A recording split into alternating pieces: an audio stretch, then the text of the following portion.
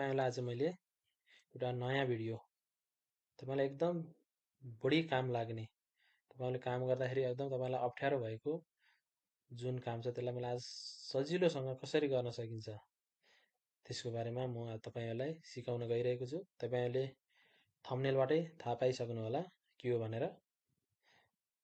आज तपाईलाई मैले माइक्रोसफ्ट वर्डमा कसरी नेपाली अंग्रेजी भाषा सर्टकटबाट चेन्ज गरेर हामीले टाइप गर्न सकिन्छ त छिटोको लागि हामीलाई चेन्ज गर्न वा नेपाली लेख्दा लेख्दै अंग्रेजी लेख्न एकदम गाह्रो भइरहेको छ चेन्ज गर्न भने त्यसलाई एकदम म सर्टकट तरिकाले सिकाउन गइरहेको छु। त्यसैले म माइक्रोसफ्ट वर्ड खोलेँ। मसँग माइक्रोसफ्ट वर्ड 2007 छ 2007 छ र तपाईहरुसँग कुन भर्जनको छ त्यसमा त्यति फरक पर्दैन, सेटिङ सबै सेम नै हुन्छ। तपाईलाई मैले यहाँ एउटा नेपाली वर्ड लेखेँ, जस्तै नेपाल लेखेँ। अब यसलाई मैले फेरि नेपालीमा लेख्नु पर्यो भने म यहाँ माथि गएर चेन्ज गर्नुपर्छ। यो यसरी नेपाली जस्तै भनौँ पिर्तीमा गएर मैले नेपाल लेखेँ, यसरी लेख्नु पर्यो। अब फेरि मैले इङ्ग्लिस लेख्नु पर्यो भने म यहीँ गएर फेरि चेन्ज गर्छु। यसैलाई हामीले सर्टकटबाट कसरी सकिन्छ त त्यसको लागि म ढिलो नगरिकन तपाईहरुलाई सिकाउन गइरहेको छु। भिडियो लामो हुनेछ। तपाईहरुले यस च्यानललाई सब्स्क्राइब गर्नुभएको छैन भने सब्स्क्राइब गर्नु होला र नसँगैको बेल आइकन थिच्नु होला। यस्तै यस्तै भिडियोहरू मैले लिएर आइराख्ने छु।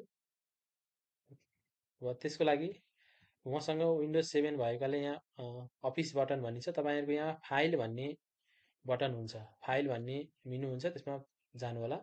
त्यसपछि वर्ड अप्सन, तपाईहरुको अप्सन भन्ने हुन्छ। मानौ यहाँ फाइलमा गएपछि अप्सन भन्ने ठाउँ हुन्छ, वर्ड अप्सन, त्यसमा जानुहोस्। त्यसमा गइसकेपछि हामी कस्टमाइज भन्ने अप्सन छ, कस्टमाइजमा जाने। कस्टमाइजमा गइसकेपछि त्यहाँसँग छ तलपट्टि कस्टमाइज भन्ने छ, फेरि त्यसमा जाने।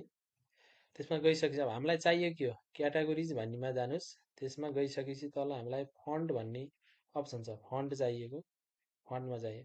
अब फन्ट कुनलाई हामीले सर्टकटमा राख्ने त यहाँ धेरै नै फन्टहरू छ। त्यो फन्ट अनुसार तपाईलाई कुन फन्ट हो त चाहिएको। जस्तै मलाई नेपालीको मैले पिर्तीमा गराउँछु, मैले पिर्तीमा जानु पर्यो। म पिर्तीमा जान्छु। मसँग यहाँ धेरै नै फन्टहरू छ, नेपाली फन्टहरू धेरै भएको कारणले म पिर्तीमा गएँ।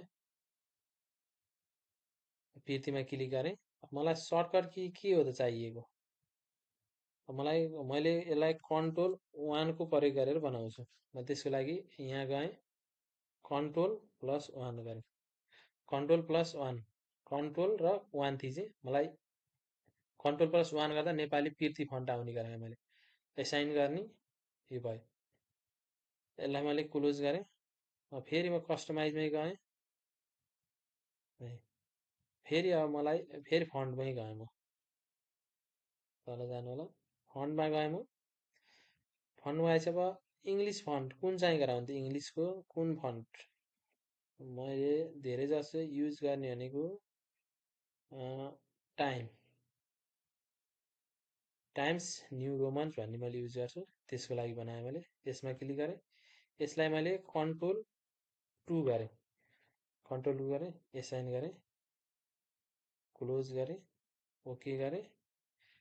अब मलाई देख्न सकिन्छ अहिले माथि यहाँ पिर्ती छ, मैले कन्ट्रोल प्लस 2 गरेँ, देख्छ टाइम भयो। अब मैले नेपाल लेखेँ। अब फेरि मलाई इङ्ग्लिस कन्ट्रोल प्लस 1 गरेँ, पिर्तीमा चेन्ज गरेँ, नेपाल, हामी नेपाली हो, यसरी।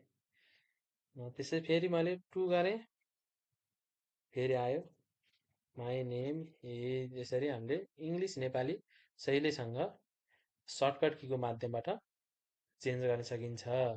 तपाईलाई यस्तै यस्तै भिडियोहरू चाहिएको छ भने यस च्यानललाई सब्स्क्राइब गर्नु होला। कम्प्युटर सम्बन्धी कुनै पनि समस्या छ भने मलाई कमेन्टमा कमेन्ट गर्नु होला। मैले तपाईहरुको समस्याको भिडियो बनाउने छु।